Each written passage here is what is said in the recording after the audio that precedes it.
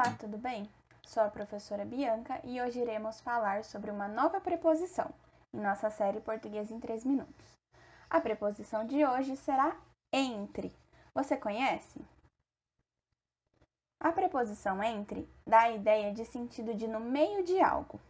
Vamos pensar alguns exemplos?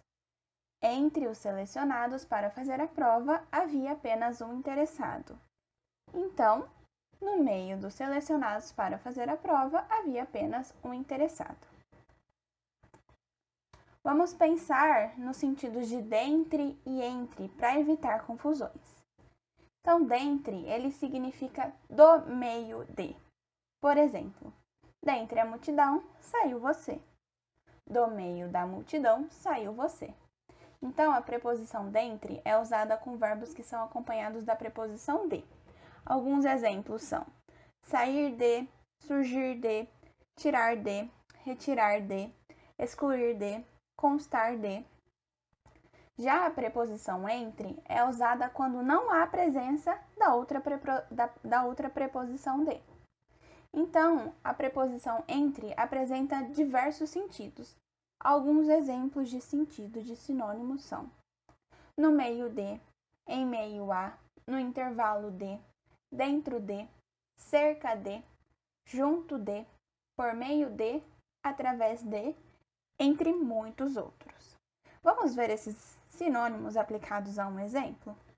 Aqui nós temos a tirinha do Armandinho, em que se fala: qual a diferença entre os humanos e os animais? Isso tá certo? Não seria a diferença entre os humanos e os outros animais? Então, aqui a gente tem a aplicação da preposição entre, certo? E se a gente substituir por um dos sinônimos que a gente viu anteriormente? Não seria a diferença em meio aos humanos e os outros animais? Você viu que dá certo, né? Então, concluindo, a preposição entre indica o intermediário entre duas informações. Alguns exemplos mais comuns de uso estão relacionados, por exemplo, às horas. Então, por exemplo, te vejo entre as 15 e 16 horas. Ou seja, no intervalo entre esses dois períodos de tempo será realizado o encontro. Também é possível aparecer relacionado ao espaço. Por exemplo, te encontro entre a casa do João e a sorveteria.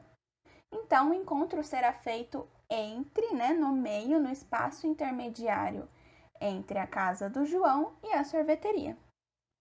Então, logo, a gente consegue concluir que a preposição entre assinala o que está no meio de múltiplas coisas ou pessoas. Como um exemplo final, eu trouxe ela está sempre entre os livros e na imagem a gente vê que a moça está literalmente entre duas pilhas de livros. Tudo bem? Ficou claro? Qualquer dúvida, deixem aqui nos comentários e até a próxima!